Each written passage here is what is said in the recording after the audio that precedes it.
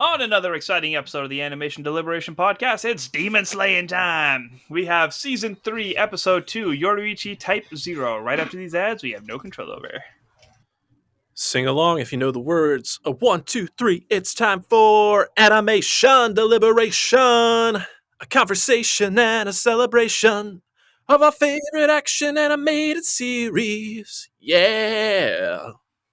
Yeah, welcome back to another episode of Animation Deliberation, the podcast where we take action animation and cartoons seriously, but not too seriously. We are your hosts. I am Zuhair Ali. My name's J. Scotty St. Clair. And I am Andrew Rogers. And I'm going to step back from the mic as I say, Demon Slayer is back! Absolutely love this show, love the animation, love the music. This theme song is a banger like the last two were. I am so excited to get this back on a weekly basis. Yes, it's only 11 episodes total, but we know they're going to be 11 incredible episodes. How are you guys feeling? Oh, I'm on a high. Just being back in the Demon Slayer saddle, like, And not only because it's 420. And not only, oh my god, it is 420. I had no idea. Wow, it's one of those days. It's so good to be back. I'm frazzled after that, but it was just like the entire time I was sitting down for the episode, I was just doing like the giddy little jump up and down, like it's time. Let's watch. Like, oh god, yes. Like I don't even care that this episode was a little all over the place, like without getting the spoilers. It was still just like these are the characters. They up the animation. It's just yes, please. I'm so ready for all of this season. Yeah. With this series focus on breathing and breathing techniques, my reaction is just like breathing intensifies. What do we call it? Weed breathing? Yes, weed breathing. Yeah. Otaku breathing. Yeah. Yeah, I enjoyed this episode a lot. Given the fact that we only have 11 episodes, I was a little surprised it didn't move the story forward as much as I was expecting, but I still had a hell of a good time with it. Had some great action sequences. Of course, it delivered on the humor, and it did give me just enough plot to keep me kind of on the edge of my seat and very invested in what's going on here, and still walking away with very few answers and a lot more questions. Yeah. The last thing that I'll say before we get into this little episode recap is that I kind of felt like that we were going to have a foundational episode, and this seems to be it. I could see there being like two, maybe like one more episode like this, two total episodes that are just kind of like expanding the world or building on something or giving us background story, because similar with the entertainment district, we had the story of everyone undercover and the wives' backstories and why it was important to Uzui, and then it was just non-stop action until the end. So I can see them like reintroducing us back to the world, getting us, to get the feel of the characters and the styles and what's going on, for this just to be like an incredible 6 episodes. Yeah, that's exactly what I was going to say, is like the start of the entertainment district. I remember being a little underwhelmed off of the heels of Mugen Train, that it's like, okay, right, we have to get back into it. There's like that one whole episode where they're just introducing the houses that each of the young girls that are main characters went to. Like, nothing happened for those first two. And then it's one of the best seasons of the show. So I'm willing to give it the benefit of the doubt, but I will say one thing that I walked away from this episode with, again, without spoilers, the anime is known for doing filler.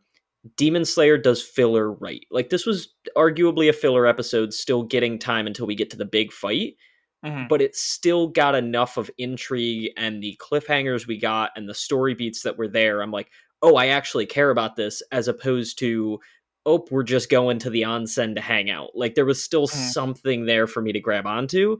So I'm appreciative of that in the least, but I feel like we might need to read the synopsis soon, or I'm going to say too much. I mean, I'll tell you this, is that, Tanjiro's training regiment, his recovery regiment, I think it would have been a lot smoother if he was able to put protein powder into a blend jet every day and build these convenient smoothies to do his recovery. Wow, that sounds really, really helpful and convenient. Yeah, imagine every day he can just, excuse me. I didn't mean to break like that.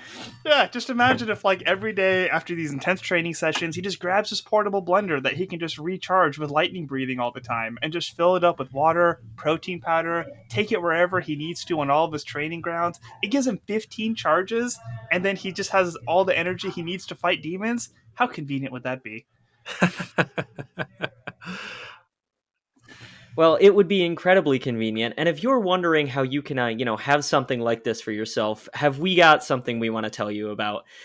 Ladies and gentlemen, a proud sponsor of the show, the BlendJet 2 is a portable blender so you can blend up a smoothie at work, a protein shake at the gym, or even a margarita on the beach. It's small enough to fit in a cup holder, but powerful enough to blast through tough ingredients like ice and frozen fruit with ease. BlendJet 2 is whisper quiet, so you can make your morning smoothie without waking up the whole house. Lasts for 15 plus blends and recharges quickly via USB-C. Best of all, BlendJet 2 cleans itself. Just blend water with a drop of soap and you are good to go. And you know what one of my favorite things about Demon Slayer is? All the characters have such unique fashion sense between their gis and their kimonos. They have these recognizable patterns. And Blendjet has the same thing. You can choose from over 30 colors and patterns and have your portable blender unique to your sensibilities.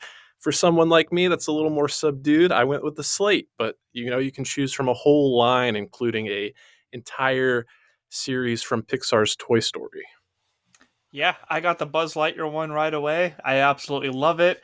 The green from my daily green powder like matches the little accents on it perfectly, so that was just the added bonus to it. And if you just want to customize it yourself, like get one of the solid colors, grab some of your favorite stickers off Redbubble and just stick them onto the side so that you can get all of your favorite anime characters as well. Mm. You can show it off to all your friends so that whether you're beast breathing or going Titan or going plus ultra, whatever your anime fix, whatever you want to go to be the best version of yourself, Blanchett will help you get there. Oh, for sure. And like he said, show it off because you will probably be the talk of the town. I brought this thing into work the other day and literally had 10 different people, not even knowing we were sponsored, just asking me what this blender was, being like, wait, you just blend that up right here. Like, didn't even realize I blended it in the office and just had questions and thoughts and were so excited. So it's pretty cool, even if you don't want to take our word for it. Take all of the other people that stop me on the street to ask my word for it. You know what else is pretty cool? Getting all of this at a discount. And we have Ooh. a promo code to tell you about. So, what are you waiting for? Go to blendjet.com and grab yours today, and be sure to use the promo code STAYWHELM12 to get 12% off your order and free 2-day shipping. No other portable blender on the market comes close to the quality, power, and innovation of the BlendJet 2. They guarantee you'll love it or your money back. Blend anytime, anywhere with the BlendJet 2 portable blender. Go to blendjet.com and use the code STAYWHELM12 to get 12% off your order and free 2-day shipping. Shop today and get the best deal ever. All right, now we can get on to our synopsis. All right. We are discussing Demon Slayer Season 3, Episode 2, Yoriichi Type 0. While eavesdropping, Tanjiro watches as Muichiro threatens the young swordsmith he was seen arguing with at the end of the last episode. Tanjiro tries to defend the boy, but the indifferent Hashira knocks him out for interfering.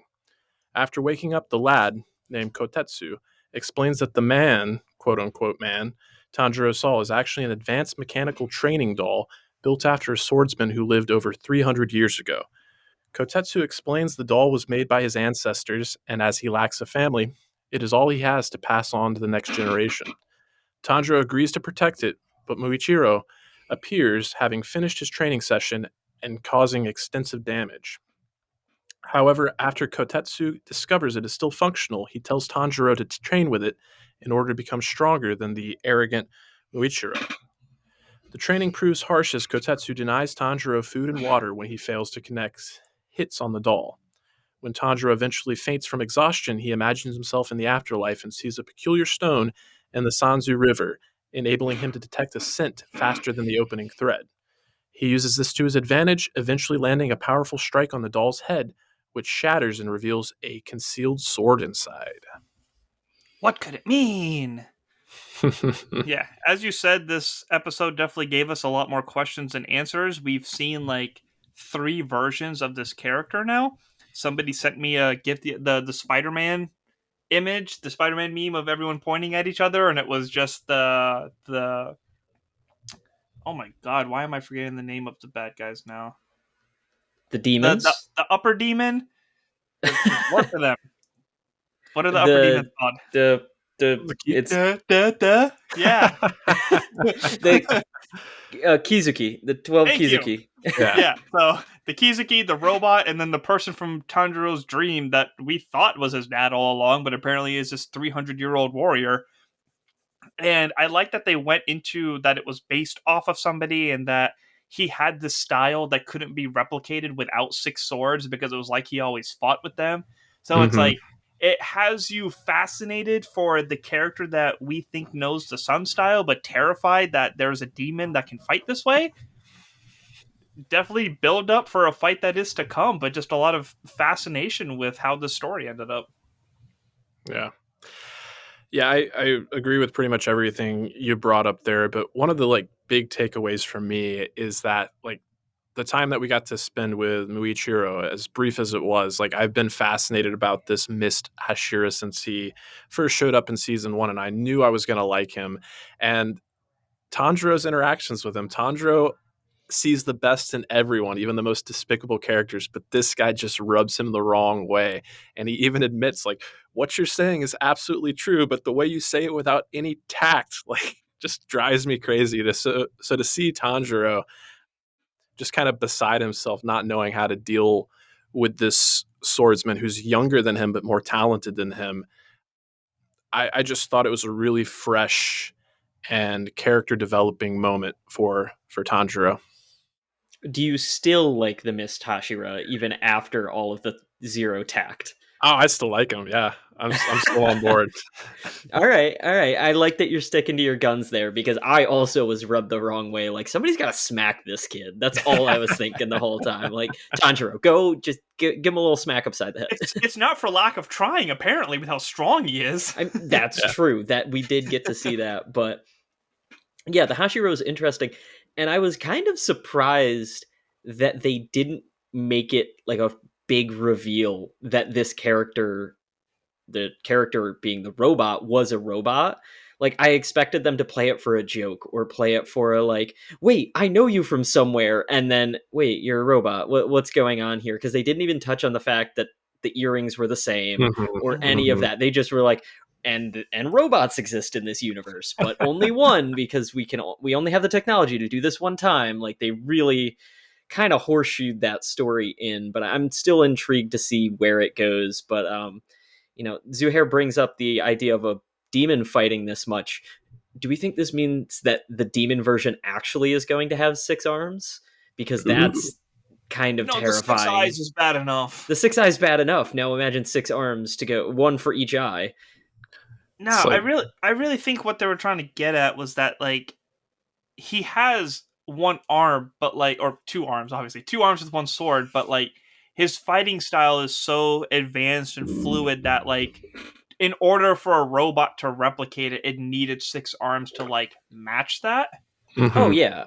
So I'm hoping that they just stick with that and we get to see like how badass of a warrior this person is. Because at this point, I think I'd be more impressed if he was this badass with one sword than having another character with 6 arms like the dodgeball character that we had in season 1. That's why it seemed familiar. I Yeah. kind of forgot that we already had a 6 armed dodgeball demon. Yeah, there was the Oh guy with the yeah. directional arrows and the girl with the 6 arms. Oh yeah. So it's like I don't want another one. Like he seems terrifying as being like a former demon slayer, you know? Yeah, no, there's still a lot of intrigue that I think was brought up by just the casual mention that this was someone that lived 300 years ago. Mhm. And I like that Tanjiro even acknowledged, like, wait a minute, something doesn't add up here because this person seems familiar. Like, what's going on? But he still doesn't acknowledge the earrings. Yeah. Yeah, it I think you said it perfectly, Andrew. It just adds to the intrigue because I find myself like, even more so now. This guy was a celebrated swordsman in his time. What caused him to have this downfall? Was it the fact that, he was afraid of death ultimately and made a deal with Muzan? Or did he get mortally wounded trying to battle Muzan, and where Tanjiro didn't take that deal with Gitaro about being made into a demon? Maybe he did. I Who knows? I mean, obviously, some people know that have read the manga, but we don't. And I find myself very, very curious, and especially with the revelation of this sword being embedded within the robot, it makes me think: is this kid Kotetsu? Is he potentially related to this swordsman? Is this his sword that he placed within this robot or mechanical doll, what have you? You think it might be Kotetsu's sword, or you think it might be the original swordsman's sword? The original swordsman sword, Okay. original swordsman sword, and maybe he is related to Kotetsu, Hmm.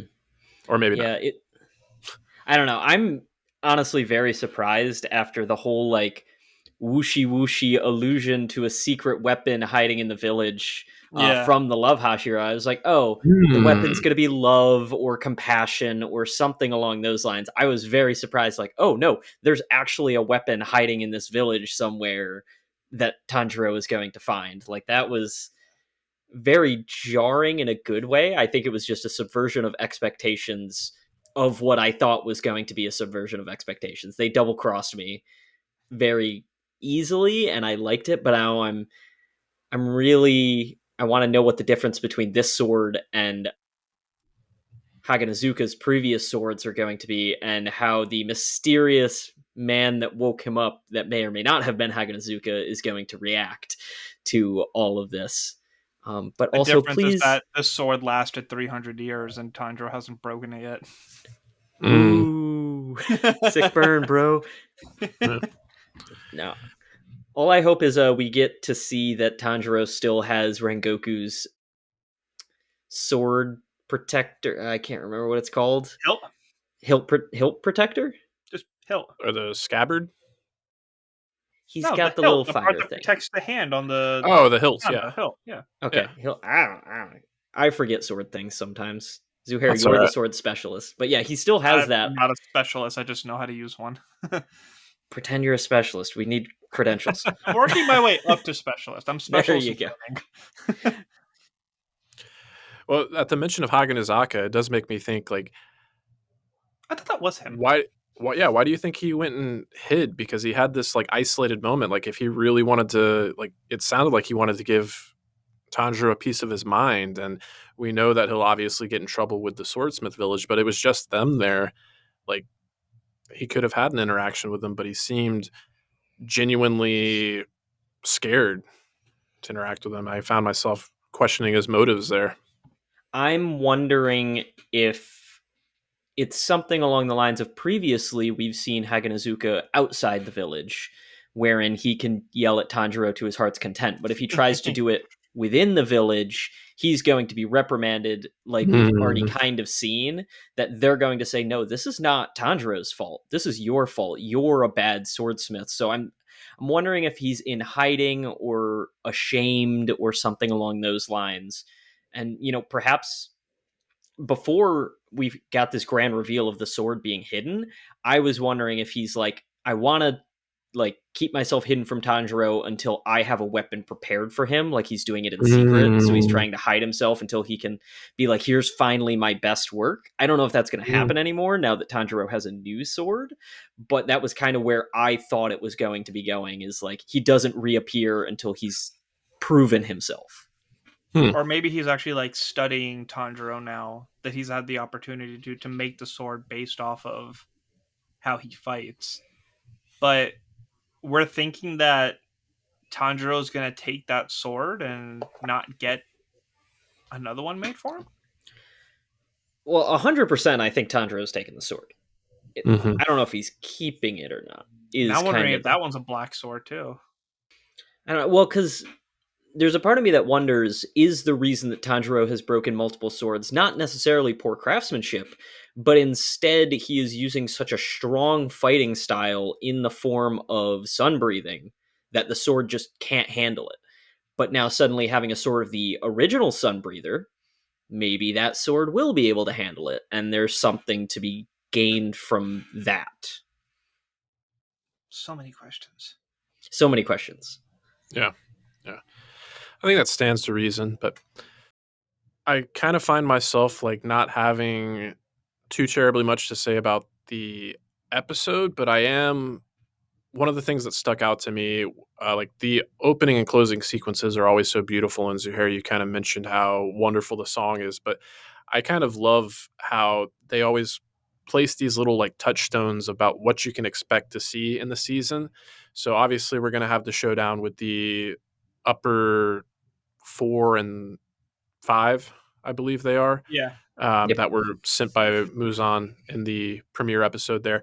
But also, like in the entertainment district arc, we got some of Uzui's backstory, and I noticed the imagery there with both the love Hashira as well as Muichiro, and it looks like he has, in every shot that you give him, he's like in the river, like playing in the river, collecting water in the river, and there's someone else in the background that looks kind of like him, like could be a family member or something like that. So again, given the fact that we only have 11 episodes, I wonder how much time is going to be spent on that, or if they're showing us these things in the opening so that when they do cover it, maybe in like an expository fashion, we kind of have the imagery to liken to.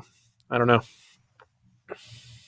I don't know. I'm so curious. I've never been as tempted to read the manga for a show as much as Demon Slayer. Like Mhm. I've seen it a couple times in the store recently, and every fiber of my being is like, nope, it's coming out. You just wait, and you'll get there. But it's it's tempting. It's so tempting because Yeah. the questions surrounding this show are some of the best questions ever, Mhm. because they're more than just a singular arc. Like, we still have questions from season 1 that are waiting to be answered and waiting to be figured out that I don't even know if we're going to get until the final finale of this show. So it's just like Mhm. there's so many crisscrossing threads that I just like, I need it. I need another episode. Give it to me now. The whole sun breathing thing, and like with our mystery character, is the biggest speculation, because they even said that Muichiro is like a descendant of like a sun breathing family, Oh but yeah. it's also Yes. supposed to be like a art that we haven't seen in a while. And then Rengoku didn't know anything about the Kagura, Hinokami Kagura. Excuse me if I'm saying that wrong. But then I think you're right. Hinamonika, I whatever. think it's Hinokami Kagura. Hinokame. Yeah. Hinokami Kagura, yeah. So like we don't know like enough about that yet, but Rengoku's dad may have like provided some information, but still not much. So then this guy could be a direct descendant, but he works with the Mist style. But we also know that he's known for combining styles. Even Tanjiro mentioned it like in the middle of his fight with Gyotaro when he put the Kagura and water style together. And then with this mystery character himself, like first we thought it was Tanjiro's dad because of those flashbacks of him practicing the Hinokami Kagura, and then we had the dream sequence where my interpretation of it was that what looked like Tanjiro was actually Tanjiro's dad talking to a traveler while Tanjiro's mom was the one that was asleep. But then this was a 300-year-old person, so then how does that connect? And it's a lot of questions. Just some strong genes in the Kamado family. Yeah, Clearly. Great great luckily. great grandfather looks just like you. Yeah, just how else would you know that they're related if they didn't have the exact same hairstyle? I don't know what you're talking about. Luckily, and I'm gonna knock on Attack on Titan because that's what we do around here. Unlike Attack on Titan, I feel like we're gonna get the answers to these questions. I don't feel like I'm gonna have more questions that come around before the next thing happens. It's like, oh no, I think we're gonna get there. It's just gonna take time. So it's like, as much as I am antsy to know, I'm not angry that I don't, I guess is kind of what it is. Oh Because it yeah, I'm just feels, excited. Yeah, no, they feel very answerable somehow. I did have another thought. I was thinking about Muichiro and his interaction with Tanjiro when I think he smelled Nezuko Mm-hmm. in Tanjiro's, crate that he carries around on his back, and it made me think back to when the Hashira were introduced in season one. Like he was there when they had the whole sequence where it was like, okay, we're going to let you have Nezuko around. We're not going to kill her. And I guess it just speaks to like his level of disinterest and how aloof Mm-hmm. he is that he doesn't Yep. remember that. Yeah, I So, took that as 15-year-old being 15-year-old, just like, this doesn't pertain to me. I don't care. And like right. omit it from his brain until now. How could you I'm forget bored. Nezuko? She's so cute. Demons are never cute. There's probably a Nezuko lie. doesn't count. Anytime Nezuko is hugging the Love Hashira, like all the concept art and fan art that's come out from that has just been so freaking adorable. Mm-hmm. Hmm. All I'm thinking about is you should totally follow us on Instagram if you don't, because I posted, I think it was yesterday, a reel wherein the Love Hashira blew into one of those little noisemakers and it made the boo noise. And then she handed it to Nezuko and said, "Here, it's your turn." And Nezuko just put her mouth up to it and then shouted, "Meh," because she doesn't understand how things work in the world. And it's just perfect and cute. But yeah, there you go. Shameless plug to follow us on all of our social medias. Mm-hmm. Mm-hmm. One thing that you were speculating about with how our mystery number one became a demon, like what if he was forced into it too? Like, what if him and Muzan like had this huge brawl? Because we even have like Davi's memories of Muzan being terrified of this sun breathing. Mm-hmm. So like it could be that they fought each other and Muzan like just barely like got him near death and then changed him. And it's like you work for me now. That was something that I kind of considered because there was a very resentful feeling coming out of the number one demon, Oh yeah.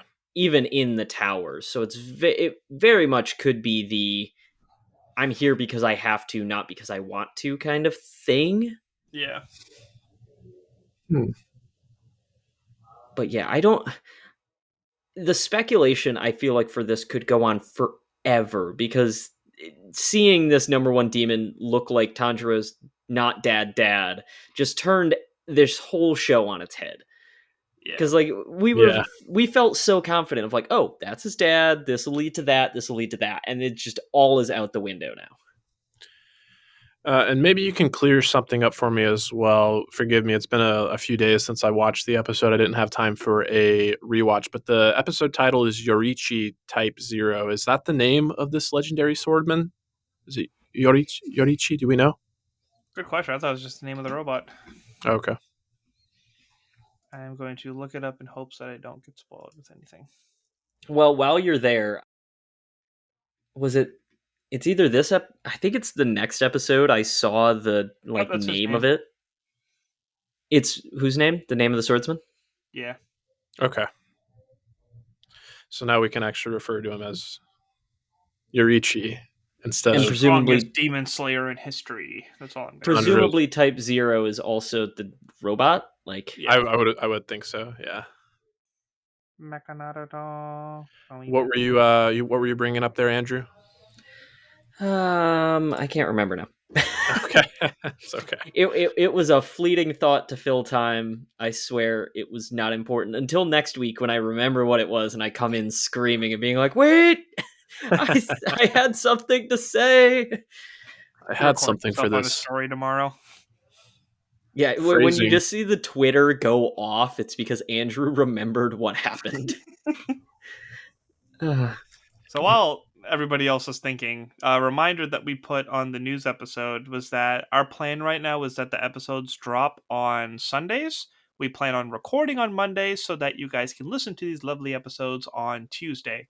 So whether you are watching the Japanese Okay, version every week or you're binging the dub or binging all of it together. We love to hear your thoughts, so please make sure you write in. What? I know you said it, but I need you to say it again for me because it confused me. You said this, like, can we clarify? The episode of Demon Slayer drops on Sunday. Demon Slayer episode 3 is no, I'm just saying, watchable on Crunchyroll on Sunday. We record what our eyes and ears witnessed on Monday. The podcast episode drops on Tuesday, right. Yeah. Yeah. I just wanted to clear that up for the listeners that also, like me, may have been confused because I was like, wait, we're not recording on Sundays because you just said this episode here, this episode here. Just wanted to make sure everyone is in the same loop. I know that's being pedantic, but... No. We are sitting and watching TV on Sundays. We are sharing our thoughts on Mondays. We are sharing that with the world on Tuesdays.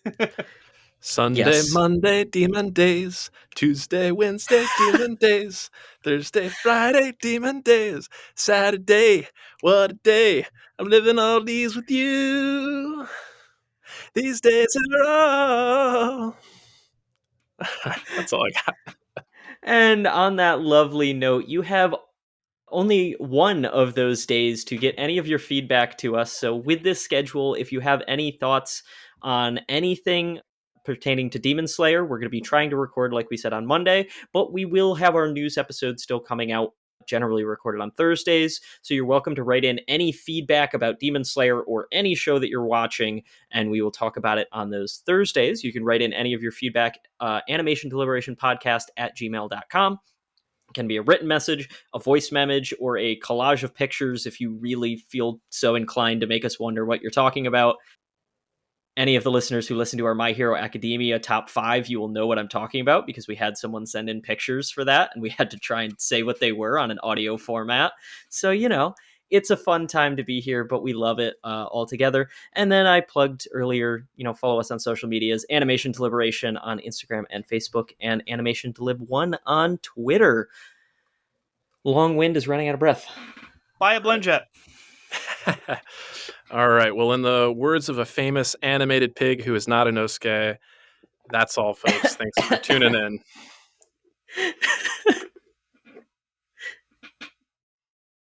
You gonna spell it? You didn't spell it. You didn't tell how to spell it. Spell it. That's all, folks. That's TOONIN. As always, stay loud. I threw myself off with that one. I think we all threw each other off. This has been a fun one. Muscle. Thank you for listening to the Animation Deliberation Podcast, a proud member of the Stranded Panda Network. If you would like to contact us, you can email animationdeliberationpodcast@gmail.com or follow us on Twitter @animationdelib1. For this and other great shows, you can visit strandedpanda.com or join the great community that is the Stranded Panda Chat Facebook group at facebook.com/groups/svchat. Tune in next time, and remember, stay whelmed.